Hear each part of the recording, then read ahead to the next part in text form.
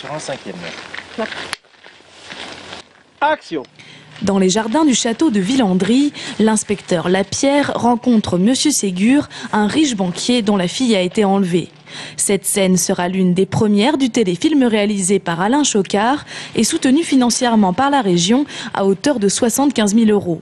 Et pour cause, le tournage se partage entre le château de Talcy, celui de Villandry et les rues de Blois et de Tours.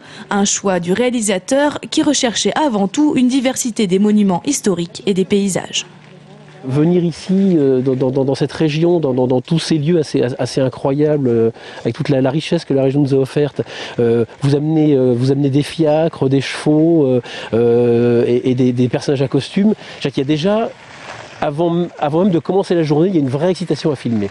Mais il y a beaucoup d'endroits que j'ai dû laisser à regret. Donc j'espère bien qu'on fera les prochains épisodes ici.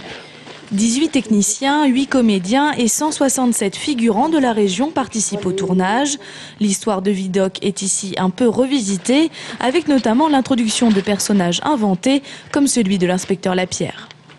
C'est un personnage de policier un peu pas très efficace, voilà, on sent très vite qu'il ne va pas être tout à fait à la hauteur de la situation. Et donc voilà, il court derrière Vidocq, il est à la fois très jaloux parce qu'il lui vole la vedette, lui vole sa place et il ne supporte pas que l'idée qu'un ancien prisonnier puisse devenir policier.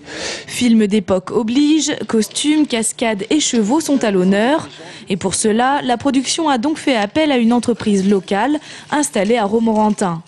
3 semaines avant même le début du tournage, l'équipe des cascadeurs de Frédéric Sanabra était déjà en pleine préparation, aussi bien avec ses 12 chevaux acteurs qu'avec les comédiens.